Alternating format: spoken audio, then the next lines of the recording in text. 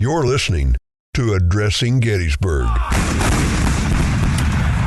Hello, ladies and gentlemen. Welcome to this episode of Addressing Gettysburg. And today we have a guy who was on a few months ago talking about the Hoffman boys, C.W. Hoffman and his boys. And today we are talking about Hank Wentz, old Henry Wentz.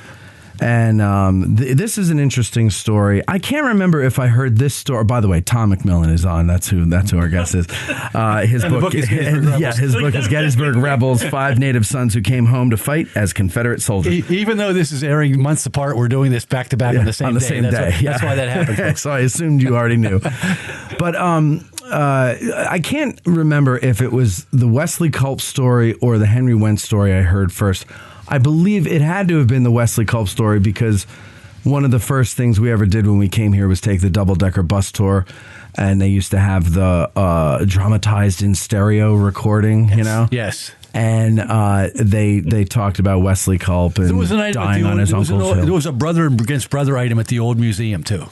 The original museum. The old visitor center. The old visitor center. Yeah, okay. Yeah. I don't remember that. I always made a beeline for the gun room. So I don't remember anything else they had. Well, they had the rafters from, what was it, the Forney house? Remember they had the rafters that had the cannonball that went through it, and you could see the path of the ball. Other than that, I don't remember much of anything. Anyway, that's not the point. The point is, the Wentz story, though, is, for some reason for me, a little more heartbreaking than the Wesley Culp story, because the Wesley Culp story had to be embellished in order to make it heartbreaking.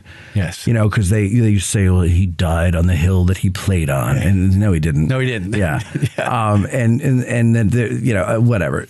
But the Wentz story, you know, I was a guide on a guided tour that I'd heard the story from. And he just says, he came and stopped in. His dad was sleeping, left a note. You know, that was it. That was the story. And I go, man, that must have been odd. Like, and then for the dad to wake up and see the note and then be like, oh, I was this close. I missed my boy, you know? But then turns out that was the second time he visited. Is that correct? Didn't Henry visit? There's talk of, no one knows. Both could be apocryphal, but there's talk that he was there on the second and the third. Yeah. But we don't know for sure. We don't know. And we'll get into more details later, I'm sure. We don't know for sure, but he was very close to the house. The reason why I think it could be true is he was in that area. That's where his unit was. Yeah. So, okay, what unit was he in? He was in Osmond Taylor's battery. He was in the artillery unit, Taylor's battery, which set up their iron tablet is right next to the Longstreet Tower, the Warfield House over there. So between the Warfield House and the Longstreet Tower. So he was facing Alexander's battalion, right? Or is that Eshelman's? It was under Alexander was over in overall command. Right. This was Taylor's battery. I think it's Alexander. The great Mike Lentz is here. Yeah. Okay, so go ahead. So he's in Taylor's battery, so where they're positioned is only like a few football fields from his house. A couple hundred yards, 500 yards from his house. He's facing his house, and then they move forward. They charge forward. So he charged forward over land that he personally owned, and onto his family's property, and then they ended up about 150 yards north that day. So he went right past his house. It would have been impossible for him not to go inside. Of course, right? You have to. So whether those stories were both told, they sound good. It might be a little bit like the Wesley Culp thing I put in the book. We don't know for sure, but unlike Wesley Culp, where the stuff was not plausible, this was, because he was right there. And I think any of us, if we were going in that situation, would have tried to get into the house. He didn't know his dad was in there the first time. He wouldn't have known that. And the reason they question about it is there were wounded Union soldiers there. But could you have gone in with a white? I don't know. But he was very close to it regardless. How terrifying must that have been for, because it wasn't just his dad, right? It was his mom that was in there too, or his dad was in the house during the battle. The mom and sister had left. They left. Okay, so the dad stayed. The dad was staying. Yeah. So how terrifying is that? I'm assuming he was in the cellar. Because I would not be up in the house. We would have to. But again, and these people had They had never experienced war. They just read about it, or hadn't watched about it on television, hadn't watched any documentaries. They had only read about it. Imagine the sound. That's what I'm saying. All these people. It had to be Gettysburg, terrifying. Those towns, just that coming home, and then the fact, knowing your son's in the Army, wouldn't have known he was right there. In this part of the Army, wouldn't have known he was right there. Right. It's really bizarre. But the Henry story is, I heard it in snippets like that too, and there's like 9 lines in Harry Fonz's book. And then he said, it's just a mystery. We don't know. But one thing, when I was doing the research, there apparently back in the 50s, which even predates me, there used to be a wayside sign there that told the story of Henry Wentz. And I said to the people at the park, why did you take that down? And why wouldn't you do a new one? Because we talk about, there are a lot of us who are interested in every little detail of the battle, where every regiment fought. But most visitors are not. Mom, dad, the 2 kids, they're coming through once in their lives. Those are the stories that draw them in. They don't care about the 20th Maine. They don't care about that, the battle. Well, they do care about the 20th Maine. Maybe that's a bad. They don't care about the 20th Massachusetts. Yeah. But you know what I mean? They don't care about the tactical parts of the battle. Yeah. But this kind of story is something you would remember.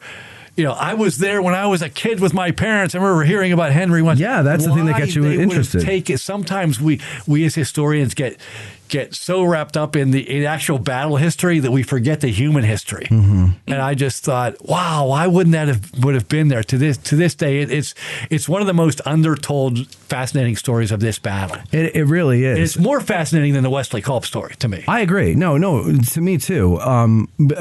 Just the idea, like I was saying to you before, people, my family doesn't live in the house I grew up in anymore. No one from my family does. And so if I were to be in a war and my unit is stationed at or near the house I grew up in, it would be such a surreal, I would have to go in and see what they did to my house. Yeah. How did you change it? What color is my room? Like all that stuff. And, I can't imagine that Henry Wentz wouldn't have done that, especially once they, removed the Union troops from that area and it's behind their own lines. Why wouldn't you? And there was at least. Again, we talked about foot soldiers didn't write a lot, but there was at least one other guy in his unit that knew Henry was from Gettysburg. Mm-hmm. And there was a Union soldier who later said, because the Wentz barn got a lot of damage, the house didn't get all that much damage, not as much as you would think. And then the Union soldier said, well, that's because the commander knew that one of his soldiers fought there and said to spare the house. Yeah, right. Which obviously didn't happen. Right. But just the fact that somebody told that story meant they were aware at that time that there was a Confederate soldier who had grown up there. Yeah. So the story was at least partially known by some of the soldiers who fought on both sides, and yet it didn't become a bigger deal. And I don't know why. I don't know. And even that Wentz House iron tablet is there. With no context. No context. With no context. And I'll tell you this, I'll probably get the park security after you now, but my wife and I now, my wife Colleen helps me with all the research, and we come up every year for the anniversary. On the night of the 28th or the 29th, we always go out and eat pizza within the framework, within the foundation of the Wentz house. We call it the pizza party at the Wentz house. Why? Yeah. Why do you do that? Just because we're weird history nerds. and no one ever goes there. We just say, Henry, we remember who you were. Yeah, we go there. And at one point, you would get in trouble for that, by the way. Yeah, I know. You can't. You can't pick. I put it on social media once, and we got zapped for that. So we said we're not going to on social media anymore. But the good thing is, no one ever goes there. So no. But you're right on this prominent intersection. Once we were there, the first time we did it, we're sitting there. We said we're going to do this at evening, just at sun. Watch the sunset. It'll be great. And because no one ever comes here, all of a sudden, here comes a guide with about 30 people. I'm looking, who is this person? Who the hell is it? We have like chairs and a table. It's Hessler. It's Jim Hessler, of all people. He's looking, he's like, what are you doing here? I'm saying, what are you doing here? Like, why are you coming here? No one ever comes here. What are you doing here with a chair and a table? So every year now, he says, look, the pizza party can't be, and now that I've announced it, we can't ever do it again. You can't do it anymore, no. You'll have to bring a photograph of pizza and just just, you know. But at one point, there was a guy, a well-meaning visitor. We're sitting there, and this is a couple nights before the anniversary. It's always the 28th or 29th. And a guy pulls over and he says, "Hey, sir, did you know that the guy who lived in that house, he fought the Confederate?" Oh, really? I'm asking him for details. I had to be a little bit of a smartass. Yeah. Thanks for stopping, sir. Did he? You ought to go read this book. Did he know? Yeah, you should recommend your own book. Yeah, you ought to read this book. I said, there's a reason why I'm sitting here. Nobody else comes to the wedding. But I get such a big kick out of it every time now, and it isn't often, when I drive past and somebody is there. Yeah. Because I know they're there because they've read the book. That's the only reason you'd be there. I thought, that person read the book. Sure. You know, they're there just to check it because the foundation is there. And you just, when you do that, it was described at the time as about the same size and look as the Widow Leicester house. Okay. The Wentz house in its form was about that size. But just, man, the way we live now, just how small those houses were and how many they had kids. It was just a roof over your head. Yeah, right? That's it really all was. It was. Yeah. Like, how did you have, John Wentz had 9 kids, by 2 marriages, not all at the same time, but it was a big family. And I've always, we're so soft now. I know. With the way, we're way too comfortable. We complain, we only have 3 bedrooms, but it's that's funny. My friend is moving down here in March, and just today he was updating me on their progress. And I said, "How's the hunt for a house going?" And they want to rent. And then while they're renting, get acquainted with the area and then buy. That's what my wife and I want to do. Yeah. That's what I recommend you do. Right away. Right. You want to rent. And don't get saddled with a mortgage and then you hate the place, Yeah. So, so he's like, so if anybody's out there looking to sell a home. Yeah. He's like, we're looking in, for like a 4-bedroom house, because there's, all the kids and everything like that. And for some reason, the thought crossed my mind. I was like, 100 years ago, you'd all just shove right into a cabin, a 1-room cabin, and you'd make do. You make do. And I'm not criticizing him for it. I'm just saying it's just amazing how our lives just have the middle class has gotten to the point where it's like, well, I want a 4-bedroom. It's like, oh, really? But when it used to be, you're lucky if you had a 1-room anything. Look at some of these little houses. Your big place was your barn, right? Yeah. You sit there and sometimes I go there. That's what I love about history, though. When you walk in places where things happen, and I sit there and I think, imagine what this place was like on July 2nd. And we lose because the buildings are no longer there. They were there into the mid 20th century, but they were built up. They weren't historic. They weren't the historic structures anymore. We lose the fact that there was a house there. Yeah. When troops are coming forward, we see the Sherfy house and the Sherfy barn. Right. But the Wentz house and the Wentz barn, which were there, are not. It would have been obstructions or protection for the Union soldiers who were there. Yeah, it's a good point because they're close to the Sherfy buildings. Yeah. The second New Hampshire, talks about they were in the Wentz garden. I mean, they were aware whose house it was. It's on most of the, not all, but most of the map. It was very small. It was 2 acres. That's all. It was just a little place where they lived. It's called the Wentz Farm, but it really wasn't. Did you mention in the book that he also owned a house on the southwest corner of that intersection? Well, what's that house? He owned property. 9 acres, basically catty corner.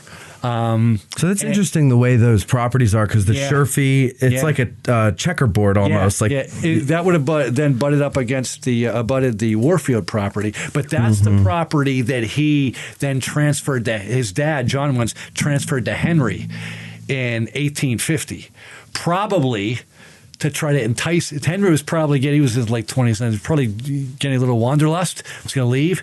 So that probably wanted him to stay. And he left a year or 2 later anyway, went down to Martinsburg. But so Henry, I never found a record that he ever sold that land until 1872 when he came back. And he sold the property. So he charged, when Alexander limbered up those guns and they charged basically toward the Peach Orchard or towards the Peach Orchard Ridge, I call it the Wentz House Ridge, right. But toward that ridge, Henry was actually charging over land that he owned. Not his dad, over land that he owned. His own property. That is so crazy. I mean, that's just the thing. What is this? That's Taylor's battery. Mike's showing us. Looking over the property. Yeah. And if you're up in the Longstreet Tower, you look.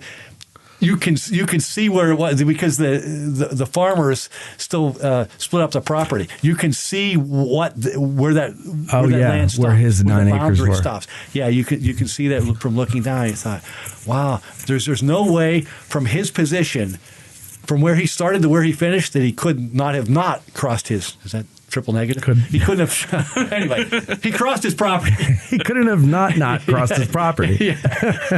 Yeah. But it's just and of all the people I wish had written, it was Henry Wentz. Yeah.